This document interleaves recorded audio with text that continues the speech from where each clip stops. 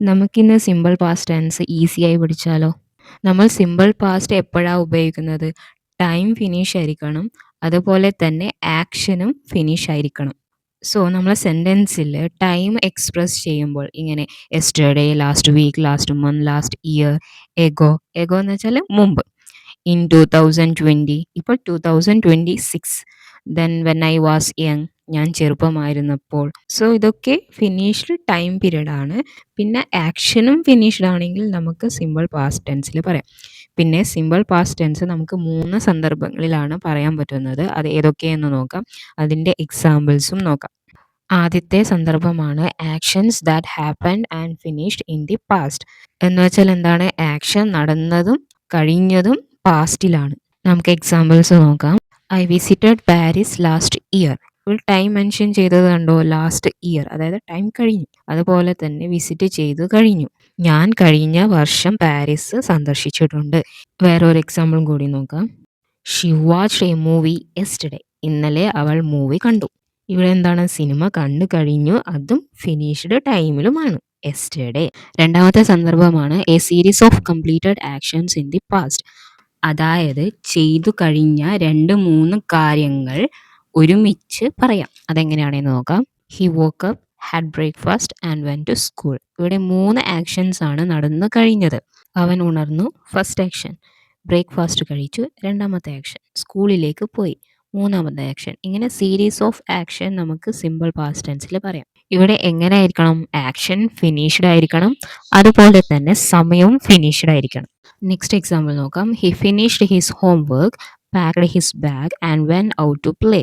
അവൻ ഹോംവർക്ക് പൂർത്തിയാക്കി bag pack ചെയ്ത് കളിക്കാൻ പോയി. ഇനി മൂന്നാമത്തെ സന്ദർഭമാണ് past habits or repeated actions. ഇവിടെ പാസ്റ്റ് ഹാബിറ്റ് എന്ന് വെച്ചാൽ എന്താണ്? ഇപ്പോൾ ആ ഹാബിറ്റ് ഇല്ല, പാസ്റ്റിൽ മാത്രം ഉണ്ടായ ഹാബിറ്റാണ്. പിന്നെ റിപ്പീറ്റഡ് ആക്ഷൻസ് എന്ന് വെച്ചാൽ പല തവണയായി ചെയ്ത ഒരേ കാര്യം. അതും നമുക്ക് സിമ്പിൾ പാസ്റ്റ് ടെൻസിൽ പറയാം. അത് പണ്ട് ചെയ്തതാണ്, മുമ്പ് ചെയ്തതാണ്, ഇപ്പോൾ ചെയ്യുന്നില്ല. നമുക്കിതിൻ്റെ എക്സാമ്പിൾസ് നോക്കാം. When I was A child I played football every weekend. ഞാൻ കുട്ടിയായിരുന്നപ്പോൾ എല്ലാ വീക്കെൻഡിലും ഫുട്ബോൾ കളിച്ചിരുന്നു. ഇതിനർത്ഥം എന്താണ്? പാസ്റ്റ് ടൈമിൽ, ഫിനിഷ്ഡ് ടൈമിൽ ഞാൻ ചെയ്തിരുന്നു, കളിച്ചിരുന്നു. എന്നാൽ പ്രസന്റിൽ, ഇപ്പോൾ ഞാൻ കളിക്കുന്നില്ല എന്നാണ് അർത്ഥം. വേറൊരു എക്സാമ്പിൾ നോക്കാം. They visited their grandparents every summer. എല്ലാ സമ്മറിലും അവർ അവരുടെ ഗ്രാൻഡ് പാരൻറ്റിനെ വിസിറ്റ് ചെയ്യുമായിരുന്നു.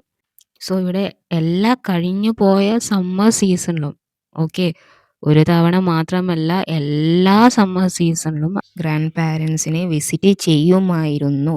പാസ്റ്റിൽ ചെയ്യുമായിരുന്നു എല്ലാ സമ്മർ സീസണിലും. എന്നാൽ ഇപ്പോൾ ചെയ്യുന്നില്ല, ഇപ്പോൾ വിസിറ്റ് ചെയ്യുന്നില്ല. ഇവിടെ നോക്കൂ, ഒരേ കാര്യത്തെ തന്നെ 2 രീതിയിൽ പറയാം. ഒന്ന് ടൈം മെൻഷൻ ചെയ്യുമ്പോഴും ഒന്ന് ടൈം മെൻഷൻ ചെയ്യാത്തപ്പോഴും. അതെങ്ങനെ നോക്കാം. She saw that movie yesterday. ഇന്നലെ അവൾ സിനിമ കണ്ടു. ഇന്നലെ എന്നത് കഴിഞ്ഞ ടൈം പീരീഡ് ആണ്. അപ്പോൾ കണ്ടു കഴിഞ്ഞു. ഇതേ കാര്യത്തെ തന്നെ നമുക്ക് പ്രസന്റ് പെർഫെക്റ്റ് ടെൻസിലും പറയാം. അതെങ്ങനെയാണ്? ഇവിടെ ടൈം മെൻഷൻ ചെയ്യില്ല, പക്ഷെ മൂവി കണ്ടു. അത് എപ്പോൾ കണ്ടു എന്നതിന് ഇമ്പോർട്ടൻസ് ഇല്ല, ടൈമിന് ഇവിടെ ഇമ്പോർട്ടൻസ് കൊടുക്കുന്നില്ല. Next example. I visited Paris last year. Last year എന്ന് വെച്ചാൽ കഴിഞ്ഞു. സോ അത് സിമ്പിൾ പാസ്റ്റ് ആണ്. ഇതേ കാര്യത്തെ തന്നെ നമുക്ക് എന്തിലും പറയാം? പ്രസന്റ് പെർഫെക്റ്റ് ടെൻസിൽ പറയാം. I have visited Paris. എപ്പോൾ വിസിറ്റ് ചെയ്തു എന്നതിന് പ്രാധാന്യമില്ല, എന്നാൽ വിസിറ്റ് ചെയ്തിട്ടുണ്ട് എന്നതിനാണ് പ്രാധാന്യം. അപ്പോൾ ഇവിടെ കൊടുത്തിരിക്കുന്ന 2 എക്സാമ്പിൾസും നമ്മളുടെ അനുഭവങ്ങളാണ് അല്ലേ? നമ്മൾ മൂവി കണ്ടു, എക്സ്പീരിയൻസ് ചെയ്തു.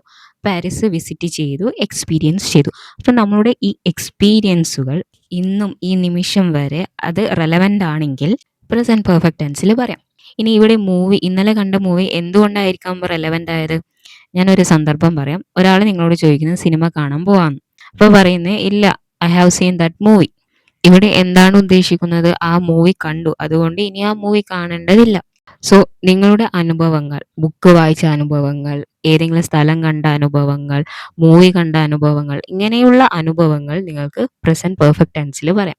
ഞാൻ പ്രസന്റ് പെർഫെക്റ്റ് ടെൻസിൻ്റെ ഡീറ്റെയിൽ ക്ലാസ് ഓൾറെഡി ഇട്ടിട്ടുണ്ട്, നിങ്ങൾക്ക് കാണാം. അവിടെ ഞാൻ എല്ലാം എക്സ്പ്ലെയിൻ ചെയ്തിട്ടുണ്ട്. ഇവിടെ ഞാൻ കമ്പയർ ചെയ്തിട്ടാണ് പറഞ്ഞു തന്നത്. നെക്സ്റ്റ്, ഇന്ന് രാവിലെ ചെയ്തു കഴിഞ്ഞ കാര്യം. എങ്ങനെയാ പറയാ? സിമ്പിൾ പാസ്റ്റിലാണോ പറയേണ്ടത്? അതല്ലെങ്കിൽ പ്രസന്റ് പെർഫെക്റ്റ് ടെൻസിലാണോ പറയേണ്ടത്? നമുക്ക് ഈ 2 ടെൻസിലും പറയാം. പ്രസന്റ് പെർഫെക്റ്റ് ടെൻസ് ഒരു അഡ്വാൻസ് ലെവൽ ഓഫ് ഇംഗ്ലീഷ് ആണ്. എന്നാൽ പാസ്റ്റ് സിമ്പിൾ ഒരു ബേസിക് ലെവലാണ്.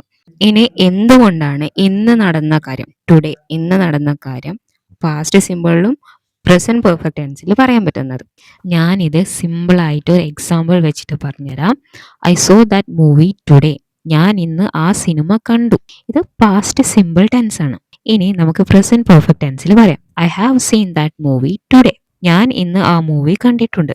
ഇനി എന്തുകൊണ്ടാണ് ഇന്ന് നടന്ന കാര്യം രണ്ടിലും പറയാൻ പറ്റിയത്? ഇന്ന് എന്നത് ദിവസം അവസാനിക്കുന്നത് വരെ പൂർത്തിയാകാത്ത അൺഫിനിഷ്ഡ് സമയപരിധിയാണ്. ഇന്ന് നടന്ന കാര്യം നമുക്ക് പ്രസന്റ് പെർഫെക്റ്റ് ടെൻസിൽ പറയാം. കാരണം ഇറ്റ്സ് സ്റ്റിൽ റെലവൻറ്റ്. പക്ഷെ എന്തായിരിക്കണം? സിനിമ കണ്ടു കഴിഞ്ഞതായിരിക്കണം. നെക്സ്റ്റ്, എന്തുകൊണ്ടാണ് ഇന്ന് നടന്ന കാര്യം സിമ്പിൾ പാസ്റ്റിൽ പറയാൻ പറ്റിയത്? ഇപ്പോൾ സിനിമ കണ്ടത് രാവിലെ ആയിരിക്കാം, എന്നാൽ ഇന്നത്തെ സമയം അവസാനിച്ചിട്ടില്ല. എന്നിട്ടും കൂടി എന്തുകൊണ്ടാണ് സിമ്പിൾ പാസ്റ്റ് നമ്മൾ ഉപയോഗിക്കുന്നത്? നിങ്ങൾ ഇന്ന് നേരത്തെ ആ സിനിമ കണ്ടു തീർത്തു. ഒരു പ്രവൃത്തി പൂർത്തിയായതായി മാത്രം പറയാനാണെങ്കിൽ സിമ്പിൾ പാസ്റ്റ് ഉപയോഗിക്കാം. ഇവിടെ നിങ്ങൾക്ക് 2 ചോയ്സ് ഉണ്ട്. ഒന്നല്ലെങ്കിൽ സിമ്പിൾ പാസ്റ്റിൽ പറയാം, അല്ലെങ്കിൽ പ്രസന്റ് പെർഫെക്റ്റ് ടെൻസിൽ പറയാം. സിമ്പിൾ പാസ്റ്റിലാണ് പറയുന്നതെങ്കിൽ അത് ബേസിക് ലെവൽ ഓഫ് ഇംഗ്ലീഷ് ആണ്.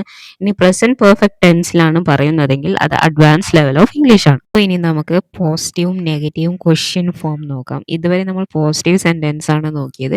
ഇനി നമുക്ക് എങ്ങനെയാണ് നെഗറ്റീവിൽ ഇല്ല എന്നും പറയണം, അതുപോലെ നമുക്ക് ഒരാളോട് ചോദിക്കണം. അതിനു വേണ്ടി നമുക്ക് ക്വസ്റ്റ്യൻ ഫോമും കൂടി നോക്കണം. നമുക്ക് ആദ്യം പോസിറ്റീവ് സെന്റൻസ് വേഗം ഒന്ന് ഓടിച്ചു നോക്കാം. സോ ഫസ്റ്റ് പോസിറ്റീവില് സബ്ജക്റ്റും വേർബിന്റെ സെക്കൻഡ് ഫോം ആണ് വരുന്നത്. ഇനി ഏത് സബ്ജക്റ്റ് ആയാലും I, you, they we, she, he, it, ഏത് സബ്ജക്റ്റ് വന്നാലും വേർബിന്റെ സെക്കൻഡ് ഫോം തന്നെയാണ് വരുന്നത്. Okay, I worked, you worked, they worked, we worked, she worked, he worked, it worked. ഇനി നമുക്ക് നെഗറ്റീവ് നോക്കാം. എങ്ങനെയാണ് ചെയ്തില്ല, വർക്ക് ചെയ്തില്ല എന്ന് പറയേണ്ടത് എന്ന് നോക്കാം. സിമ്പിൾ പാസ്റ്റിൽ ആദ്യം സബ്ജക്റ്റ് വരും, പിന്നെ ഹെൽപ്പിംഗ് വേർബ്. ഇവിടെ ഹെൽപ്പിംഗ് വേർബ് ഡിഡ് ആണ് വരുന്നത്. ഏത് സബ്ജക്റ്റ് ആയാലും ഡിഡ്, ഒരു ഹെൽപ്പിംഗ് വേർബേ ഉള്ളൂ. പിന്നെ നോട്ട് ചേർക്കണം, കാരണം ഇല്ല എന്ന് പറയണ്ടേ. അതിനുശേഷം വേർബിന്റെ ഫസ്റ്റ് ഫോം ആണ് ഉപയോഗിക്കുന്നത്. പോസിറ്റീവില് വേർബിന്റെ സെക്കൻഡ് ഫോം ആണ്, എന്നാൽ നെഗറ്റീവില് വേർബിന്റെ ഫസ്റ്റ് ഫോം ആണ് വരുന്നത്. അത് നോക്കണേ.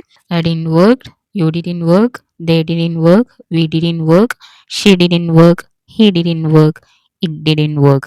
വർക്ക് ചെയ്തിട്ടില്ല എന്നാണ്. ഇനി നമുക്ക് ക്വസ്റ്റ്യൻ ഫോം നോക്കാം. ആദ്യം ഹെൽപ്പിംഗ് വേർബ് ആണ് വരുന്നത്. ഇവിടെ എന്താണ് ഹെൽപ്പിംഗ് വേർബ്? ഡിഡ്. ഒരു ഹെൽപ്പിംഗ് വേർബ് മാത്രമേ ഇവിടെയുള്ളൂ. നെക്സ്റ്റ് സബ്ജക്റ്റ്, എന്നിട്ട് വേർബിന്റെ ഫസ്റ്റ് ഫോം ആണ് വരുന്നത്. നമുക്ക് നോക്കാം. Did I work, did you work, did they work, did V work, did she work, did he work, did it work. ജോലി ചെയ്തിരുന്നോ എന്നാണ് ഇവിടെ ചോദിക്കുന്നത്.